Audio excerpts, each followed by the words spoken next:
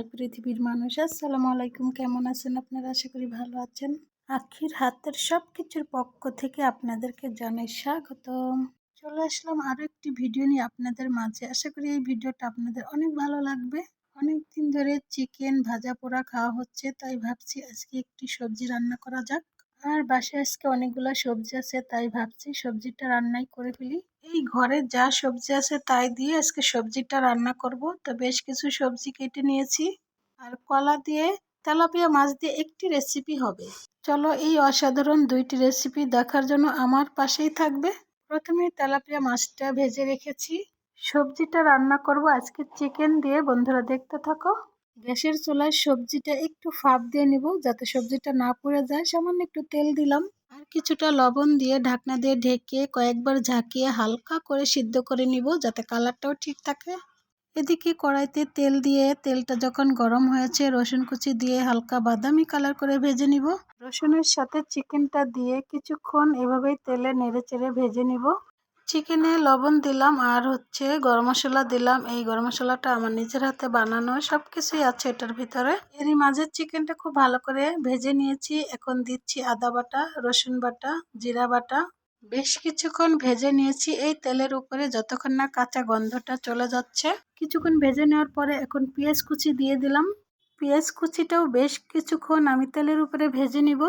এভাবে নাড়তে নাড়তে চিকেনটা খুব সুন্দর করে সিদ্ধ করে নিয়েছি। বেশ কিছুটা সময় নিয়ে মিডিয়াম টু লো হিটে এভাবে চিকেনটা ভেজে নিয়ে এখন সবজিটা ঢেলে দিব। সবজিটা ঢেলে দিয়ে এই চিকেনের সাথে বেশ কিছুক্ষণ কষিয়ে নিব। আমি কিন্তু বেশ কিছুক্ষণ সবজিটা কষিয়ে নিয়েছি চিকেনের সাথে। 2 টেবিল চামচ সস দিচ্ছি, 2 টেবিল চামচ সয়া সস দিচ্ছি, কিছু টমেটো কুচি দিলাম। দিয়ে আবারও খুব ভালো করে সবজিগুলা মিশিয়ে নিব। খুব ভালো করে মিশিয়ে নিলাম। এভাবেই নেড়ে চেড়ে এখন দিয়ে দিচ্ছি কাঁচা পাকা কাঁচা মরিচ কিছু। আর আগের থেকে 3 টেবিল চামচ কর্নফ্লাওয়ার আমি একটু পানি দিয়ে গুলিয়ে রেখেছিলাম, সেটাও দিয়ে দিচ্ছি। বেশ কিছুটা পানি দিয়ে গুলিয়েছি যাতে আর পানিটা না দেওয়া লাগে, এই পানিতে হয়ে যাবে। কর্নফ্লাওয়ারটা দিয়ে এভাবেই নাড়তে নাড়তে বেশ কিছুটা পানি উঠেছে সবজি থেকে, তো এই পানিতে হয়ে যাবে। আর এখন সবজিটাও প্রায় হয়ে গেছে। খুবই ঝটপট সবজিটা রান্না করে নিলাম আর অসম্ভব মজা হয়েছিল সবজিটা। সব শেষে ধনেপাতা কুচি দিয়ে একটু নেড়ে চেড়ে 1 টেবিল চামচ ঘি দিয়ে নামিয়ে নিব। তৈরি হয়ে গেল খুব সুস্বাদু একটি সবজি। বন্ধুরা কেমন হয়েছে বলবে। মাশাআল্লাহ, সবজিটা কিন্তু চমৎকার খেতে হয়েছিল। তো চলো এখন আমি কলা রেসিপিটা তোমাদেরকে রান্না করে দেখাই।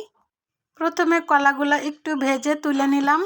কলাগুলা তুলে নিয়ে যতটুকু তেল আছে এই তেলের উপরেই কিছু পেঁয়াজ কুচি দিলাম। পেঁয়াজ কুচিটা হালকা করে ভেজে নিয়েছি। খুব শর্ট টাইমে যাতে রান্না করতে পারি তাই এখানে সব ধরনের মশলা নিয়ে নিয়েছি। আদা রসুন বাটা, জিরা বাটা, মরিচের ফাঁকি, ধনের ফাঁকি, হলুদের ফাঁকি, স্বাদ মতো লবণ, একটু পানি দিয়ে গুলিয়ে এই মিশ্রণ করা মশলাটা ঢেলে দিব। তেলটা ভেসে ওঠা পর্যন্ত মশলাটাকে কষিয়ে নিয়েছি। তারপরে টমেটো কুচিটা দিয়ে আরও কিছুক্ষণ কষিয়ে নিব। বেশ কিছুক্ষণ কষিয়ে নিয়ে এখন কলাগুলা দিয়ে আরও কিছুক্ষণ কষিয়ে নিব। খুব ভালো করে কষিয়ে নিয়েছি। আর কয়েকটা কাঁচামরিচ দিলাম ভেজে রাখা মাছগুলা দিয়ে। আরও কিছুক্ষণ আলতো করে এভাবেই কষিয়ে নিব। তারপর ঝোলের পানিটা দিয়ে দিব। পরিমাণ মতো ঝোলের পানিটা দিয়ে বন্ধুরা ঢাকনা দিয়ে ঢেকে রান্না করে ফিরে আসছি। সবশেষে ধনেপাতা কুচিটা দিয়ে নামিয়ে নিলাম। বন্ধুরা কেমন হয়েছে আজকের সবজি রান্না আর কলা দিয়ে তেলাপিয়া মাছ রান্না? কেমন হয়েছে এই রেসিপিগুলো অবশ্যই কমেন্টস করে জানাবে। আর যদি এতটুকু ভালো লেগে থাকে একটি লাইক একটি কমেন্টস রেখে যাবে বন্ধুরা। তোমাদের একটি লাইক একটি কমেন্টসের কারণে আমার ভিডিও বানাতে আরও উৎসাহিত করে। আর নতুন বন্ধুরা দেখলে অবশ্যই সাপোর্ট করে আমার পাশে থাকবে। এই ছিল আজকের মতো ভিডিও বন্ধুরা।